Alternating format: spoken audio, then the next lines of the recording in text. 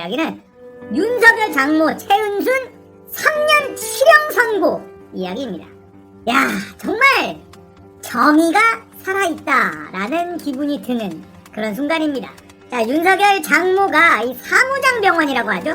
네, 의사가 아니면 차릴 수 없는 병원을 돈 가진 사람들이 바지 사장으로 의사를 섭외한 다음에 병원을 차리고 돈을 슈킹해가는 요런 병원을 사무장병원이라고 부릅니다.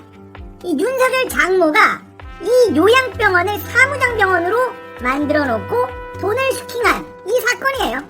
그렇게 해서 국민건강보험공단에서 수십억의 돈을 편취한 그런 사건입니다. 자, 이 사건은 관련 용의자들이 전부 다 처벌을 받았는데 이 윤석열의 장모 최은순만 기소조차 되지 않았던 사건입니다.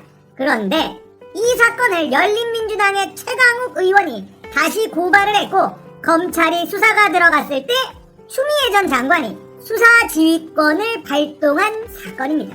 이걸 윤석열이 분명히 뭉갤 것이 뻔히 보였기 때문에 추미애 장관은 윤석열 너는 이 사건에서 손 떼! 이렇게 수사 지휘권을 발동한 사건이라는 거죠. 자, 추미애 전 장관이 장관 시절에 이 4건의 수사 지휘권을 발동했는데 그 중에 한 건 첫 번째 결과물이 나온 겁니다. 결국은 추미애 장관의 판단이 옳았다는 것이 증명이 됐죠. 그 당시에 언론들은 뭐라고 했었나요? 추윤 충돌 뭐 이런 식으로 문재인 정부가 추미애를 앞장세워서 검찰 길들이기를 하려고 한다 이런 식으로 엄청나게 보도를 했습니다. 추윤 충돌이란 건 말이 안 됩니다. 법무부 장관은 검찰총장을 지휘할 수 있는 상급자이기 때문에 충돌이 아니라 윤석열의 항명 이렇게 보도하는 게 올바른 보도 자세였겠죠. 하지만 대한민국 언론은 그렇게 보도하지 않았습니다. 오로지 검찰 편이었죠. 자, 추미애 전 장관이 윤석열 장모까지 건드리려고 하니까 윤석열 검찰은 무슨 짓을 했느냐. 추미애 아들, 이 비겁하고 추접한 놈들 본인을 털어서 털리는 게 없다 그러면 가족들을 삼아서 희극을 시작합니다. 멈춰라 이 말이죠. 조국 전 장관도 마찬가지였어요. 그 아내와 딸, 동생, 사촌 온 가족을 인질 삼아서 검찰개혁에서 손 떼라 이렇게 한 거거든요. 진짜 비겁하고 추잡한 놈들. 그리고 거기에 동조해서 검찰의 노랫소리에 춤추고 장단 맞췄던 대한민국의 이 언론들 진짜 한심하죠. 추미애 전 장관이 옳았다는 것이 결과로 증명이 되고 있다. 자, 이 재판 검찰이 3년 구형했을 때 많은 사람들이 이렇게 생각했습니다. 아, 그래도 짜고 치는 고스톱이구나. 징역 1년에 집행유예 2년 뭐 이렇게 나오겠구나 이런 생각을 다들 했습니다. 검찰의 구형이 너무 말랑말랑했다 이렇게 생각을 했어요. 그런데 이번 재판부가 검찰 구형만큼 3년형을 선고하고 법정 구속을 했습니다.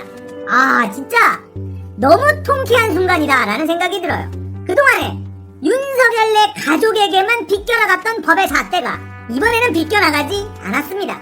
자, 문재인 대통령과 추미애 전 장관을 이렇게 보고 있으면 꼼수를 두지 않는다, 정수만 둔다, 바둑에 비교한다면 약간 그런 스타일이에요. 특히 문재인 대통령은 바둑에 굉장한 고수로 알려져 있거든요.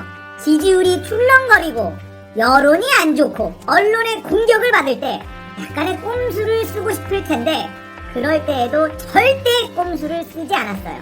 자, 그렇게 임기 4년이 지나고 임기 막바지를 향해 가고 있는데 대한민국의 경제 성적표 보십시오. 어떻게 됐나요? 그리고 그 강력해 보였던 적폐 세력들, 카르텔들 어떻게 되고 있나요? 우리는 답답했습니다. 느리다고 생각했습니다. 가지고 있는 힘을 다 쓰지 않는다고 생각했어요. 하지만 지금 뒤돌아보니까 그들의 힘은 많이 빠져있고 하나씩 하나씩 와해되고 있는 게 눈에 보이기 시작합니다. 이게 문재인 대통령의 힘이고 추미애 전 장관의 힘이에요. 어떤 상황에서도 꼼수를 부리지 않는다. 우리는 짜증냈고 조급했어요. 아, 답답하다, 너무 답답하다 이랬잖아요. 그게 우리예요. 그게 우리와 문재인 대통령과 추미애 전 장관의 다른 점입니다. 큰 변화를 만들어내기 위해서는 꼼수는 통하지 않는다.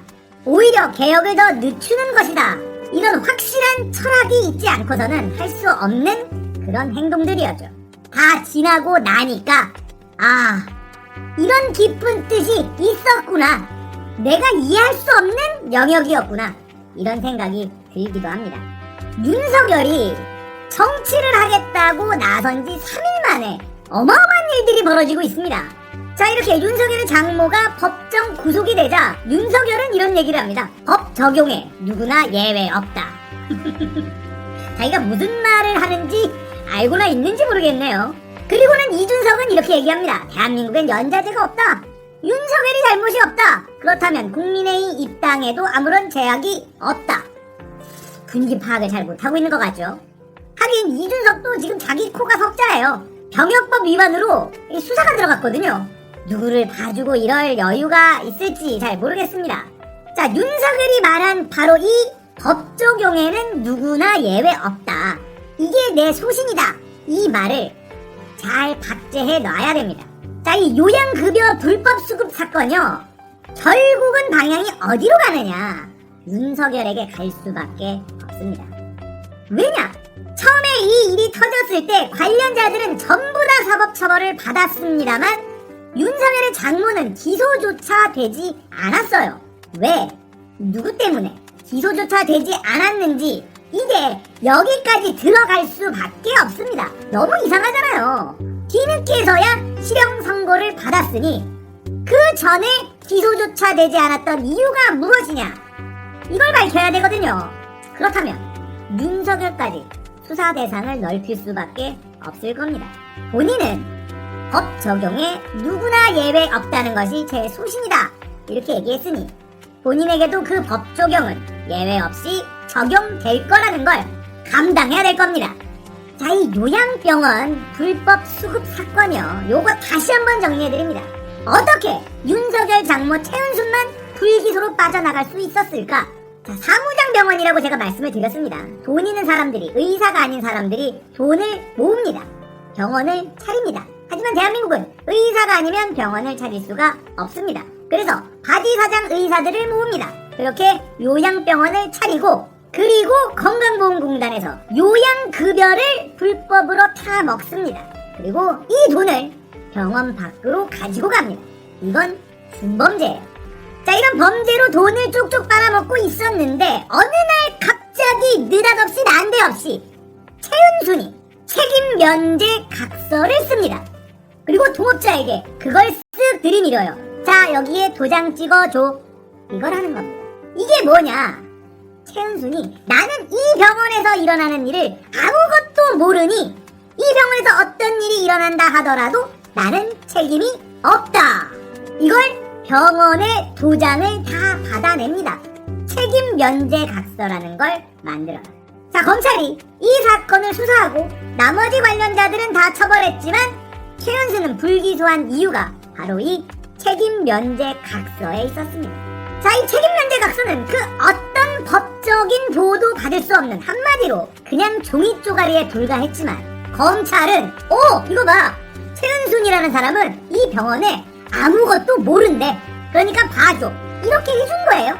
말이 안 되는 일이 벌어진 겁니다. 예를 들어 드릴게요. 자, 한 5인조 도둑이 있었어요. 그 중에 공범 한 명은 훔치는 장비를 대주고 뒤에서 돈을 대는 역할을 한 겁니다. 그리고는 책임 면제 각서를 써요.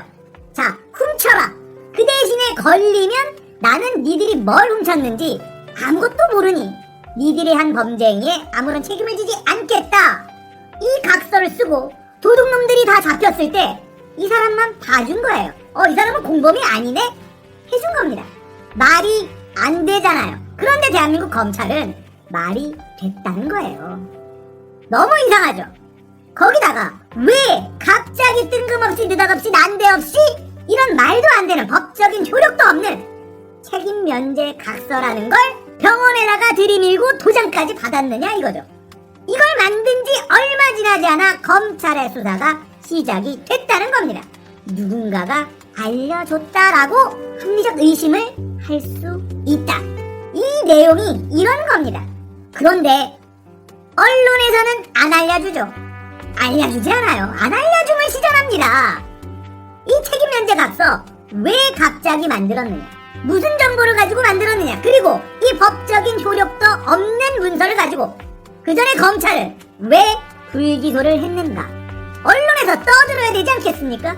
이 뒤에 윤석열이 봐준 것은 아니냐? 강력하게 의심해야 되는 것 아닐까요? 안 해요. 대한민국 언론들 안 합니다. 여러분들이 유튜브를 찾아봐야 돼요. 저 같은 채널을 찾아봐야 알 수 있는 정보라는 겁니다. 대한민국 언론들, 언론이 아닙니다. 자, 정의가 살아있다. 역사는 올바른 방향으로 움직이고 있다.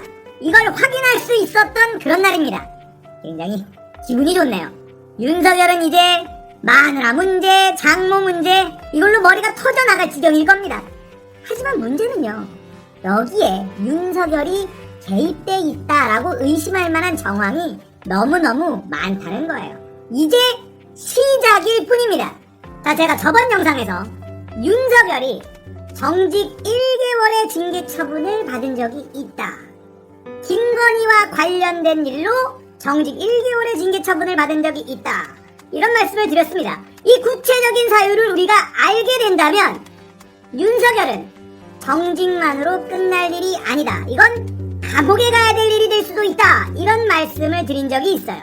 근데 댓글에 이런 글이 있더라고요. 이 당시 정직 1개월 처분을 받은 건 국정원 댓글 조작 사건의 보고 누락 때문이다, 이런 댓글이 있더라고요. 그래서 확인을 해봤습니다. 하지만 그 건이 아니었습니다.